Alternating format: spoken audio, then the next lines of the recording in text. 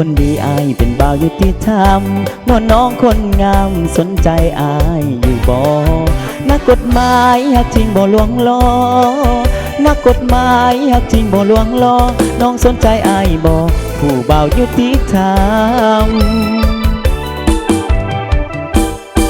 หลายเวียกงานอยู่ที่ยุติธรรมมีเวียกงานบริหารคุ้มครองและโฆษณาทั้งเวียกจะตั้งทะเบียนศาลนั่นละนะแก้ข้อขัดแย้งเศรษฐกิจพร้อมนะคดีแพ่งอาญาปฏิบัติคำตัดสินน้องอยู่พินจงตั้งใจหับฟังหากได้ยินเสียงดังที่อายโฆษณาทางด้านกฎหมายหูไว้ดีเด้อแก้วตาเลือกงานกฎหมายหูไว้ดีเด้อแก้วตายามไอ้ลงโฆษณาต้องจงมาฟังบ่าวยุติธรรมนำกฎหมายมากล่าวเส้นเลยน้องสาวอย่าเฝ้าเบื่อละจะเฮ็ดสิ่งใดสอดคล้องกฎหมายเถิดนะ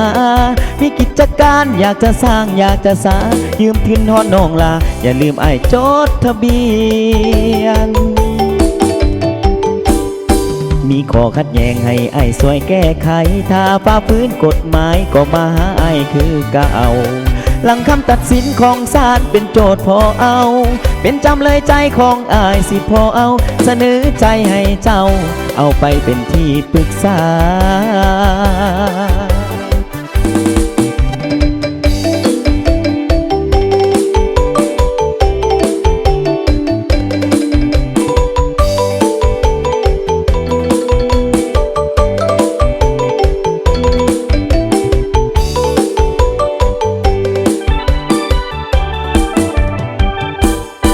บ่าวยุติธรรมนำกฎหมายมากล่าวเส้นเลยน้องสาวอย่าเฝ้าเบื่อละจะเฮ็ดสิ่งใดสอดคล้องกฎหมายเถิดนะมีกิจการอยากจะสร้างอยากจะสายืมพินฮอนน้องลาอย่าลืมไอ้จดทะเบียนมีข้อขัดแย้งให้ไอ้สวยแก้ไขถ้าฝ่าฝืนกฎหมายก็มาหาไอ้คือเก่าหลังคำตัดสินของศาลเป็นโจทย์พอเอาเป็นจำเลยใจของอายสิพอเอาเสนอใจให้เจ้าเอาไปเป็นที่ปรึกษา